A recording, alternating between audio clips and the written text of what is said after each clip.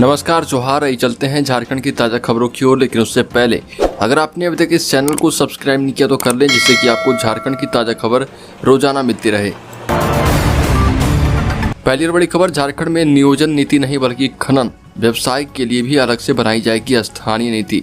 झारखंड सरकार के वित्त मंत्री डॉक्टर रामेश्वर उरांव ने कहा कि स्थानीय नीति सिर्फ नियोजन के लिए नहीं बल्कि झारखंड में खनन और व्यवसाय के लिए भी स्थानीय नीति बनाई जाएगी। हमारी जमीन पर बाहर का व्यक्ति आकर क्यों खनन करेगा? डॉक्टर रामेश्वर उरांव ने मेदिनीनगर के कांग्रेस भवन में मीडिया से बात करने के दौरान ये बातें कही। अगली खबर, झारखंड में कभी भी कुछ भी हो सकता है, कम से कम ताजा सियासी हालात तो यही बता रहे। मुख्यमंत्री हेमंत सोरेन खदान के लीज मामले में दोहरे सरकारी लाभ लेने और जन प्रतिनिधित्व कानून का उल्लंघन करने के मामले में चौतरफा घिर चुके हैं। सो चाहे अनचाहे उनकी कुर्सी खतरे में है। हेमंत पर अगर दोष साबित हो चुका है तो उन्हें मुख्यमंत्री पद से इस्तीफा देना पड़ सकता है। विधायक के पद से भी वो हटा दिए जाएंगे।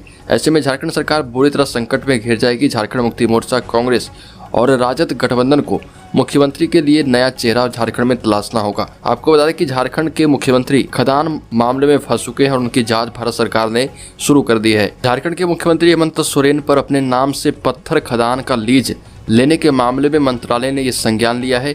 भाजपा के राष्ट्रीय उपाध्यक्ष और राज्य के पूर्व मुख्यमंत्री रघुवर दास द्वारा हाल ही में ये आरोप लगाया गया था। अगली खबर, धनबाद के सिंदरी में 50,000 लोगों को रोजगार देने की योजना आकार लेने वाली है। 20 साल बाद एक बार फिर से सिंदरी गुलजार हो जाएगी।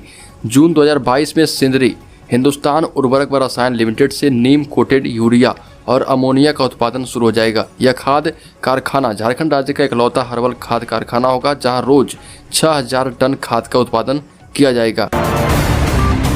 अगली खबर, झारखंड देश का पहला राज्य बनने जा रहा, जहां किराए की कोख के कारोबार पर रोक लगाई जाएगी। इसके लिए अप्रैल के अंत तक राज्य सरोगेसी बोर्ड का गठन हो जाएगा। स्वास्थ्य विभाग ने ड्राफ्ट बना लिया है। केंद्रीय सरोगेसी रेगुलेशन बिल 2020 के तहत झारखंड में स्वास्थ्य मंत्री बन्ना गुप्ता की अध्यक्षता में बोर्ड के गठन का प्रस्ताव है। बोर्ड में गृह विभाग समेत 5 विभागों के सचिव सदस्य होंगे। साथ ही बोर्ड में चिकित्सा और सामाजिक क्षेत्र के विशेषज्ञ भी मौजूद होंगे। अगली खबर, झारखंड सरकार सभी जिलों के माध्यमिक स्कूलों में स्नातक प्रशिक्षित शिक्षकों की नियुक्ति प्रक्रिया शुरू करने जा रही है। माध्यमिक शिक्षा निदेशालय ने जिलावार रिक्तियों का ब्यौरा रोस्टर फाइनल के साथ मांगा है और इसमें कुल सीट के साथ ही किस वर्ग के लिए कितनी सीट आरक्षित है इसका ब्यौरा भी देना है। और इसमें EWS अभ्यर्थियों को आरक्षण नहीं दिया जाएगा। और नियुक्ति में आर्थिक रूप से कमजोर सवर्णों को 10% आरक्षण नहीं मिलने का मूल कारण यह है कि राज्य सरकार ने फरवरी 2019 में केवल राज्य स्तरीय सेवाओं के लिए ही रोस्टर क्लियर किया है। जिला स्तरीय पदों के लिए अब तक रोस्टर के बिंदु तय ही नहीं किए गए हैं और इस कारण राज्य में EWS जो कि आरक्षण मिला है उसका उपयोग इस भर्ती में नहीं किया जाएगा। अगली खबर, झारखंड के साहिबगंज की महिला थाना प्रभारी दरोगा रूपा तिर्के की संदिग्ध परिस्थिति में मौत के मामले की जांच में नया मोड़ आया है। पिता की ब्रेन मैपिंग कराना चाहती है सीबीआई ने इस केस में रूपा तिर्की के पिता देवानंद उरांव की ब्रेन मैपिंग व नार्को टेस्ट कराना चाहती है। मामले की जांच पर सीबीआई की पटना शाखा से गत 11 अप्रैल को देवानंद को पत्र लिखकर जांच में सहयोग करने का आग्रह किया गया है। अगली बड़ी खबर, उचित भुगतान को लेकर झारखंड के स्कूलों में कार्यरत मिड डे मील कर्मियों ने कहा कि स्कूल के रसोइयों के घर का चूल्हा नहीं जला तो सरकार भी नहीं चलेगी। झारखंड रसोइया संघ के बैनर तले 1000 से भी अधिक महिलाओं ने धरने में भाग लिया। मिड डे मील के निजीकरण और NGO-करण नहीं होने दिया जाएगा। बहुत जल्द झारखंड मिड डे मील कर्मियों की देशव्यापी हड़ताल की जाएगी। झारखंड विद्यालय रसोइया संघ की प्रदेश महासचिव गीता मंडल ने कहा कि सरकार उचित मजदूरी नहीं देकर रसोइयों से बेगारी में काम करवा रही है। समान काम के बदले समान वेतन रसोइयों का अधिकार है और इसे लेकर रहेंगे। अगली बड़ी खबर, सेवा समाप्त करने से नाराज पोषण सखियों ने बनाई आंदोलन की रणनीति।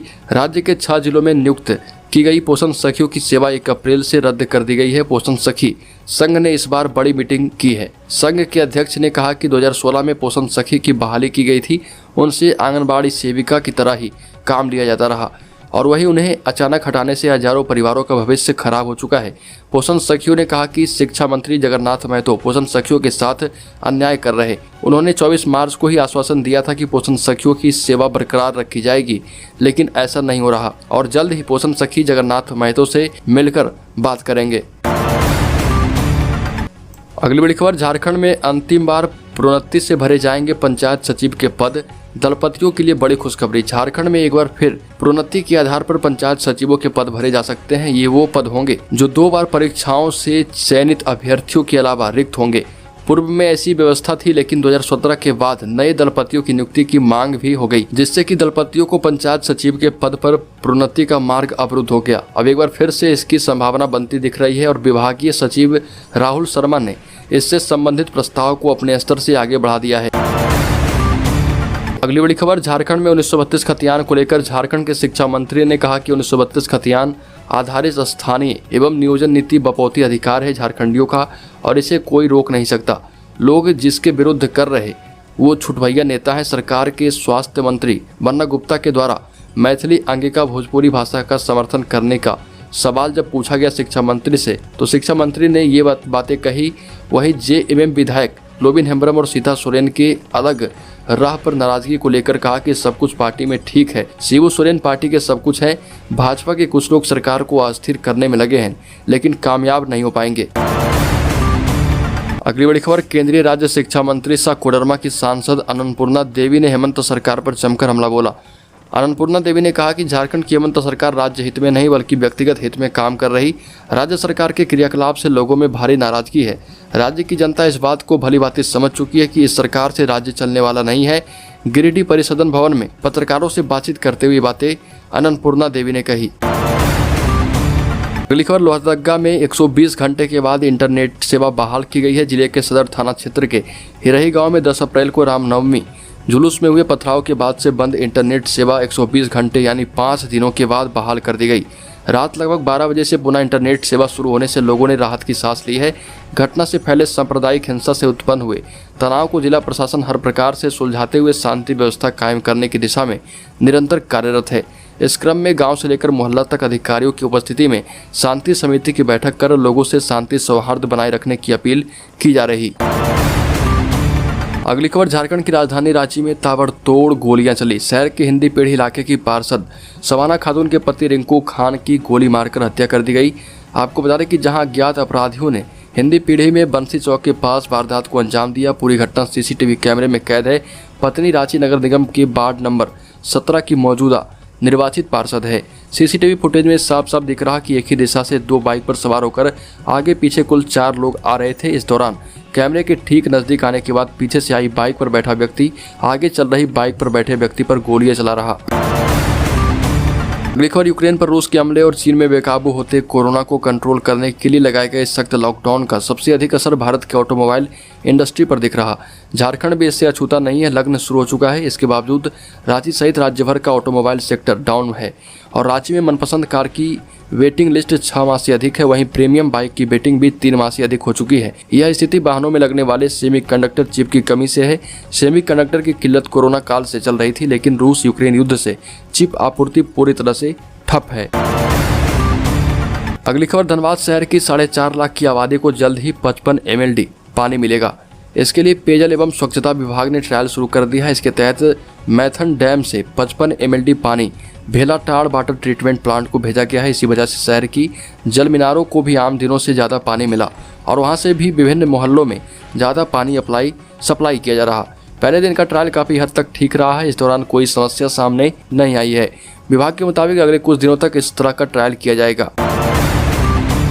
अगली खबर, झारखंड गठन के 21 साल के बाद झारखंड में आयुष दवाओं की जांच के लिए लेबोरेटरी की स्थापना का रास्ता साफ हो गया। राज्य सरकार ने RCH परिसर नामकुम में आयुष ड्रग टेस्टिंग लेबोरेटरी बनाने का निर्णय लिया है। लैब की स्थापना के लिए झारखंड राज्य भवन निर्माण निगम लिमिटेड के द्वारा लैब भवन निर्माण के लिए 15 मार्च को अधियाचना भेजी गई थी, जिसके बाद स्वास्थ्य विभाग के अपर मुख्य सचिव अरुण कुमार सिंह ने लैब भवन के निर्माण के लिए लगभग 3 करोड़ 66 लाख रुपए की प्रशासनिक स्वीकृति प्रदान कर दी।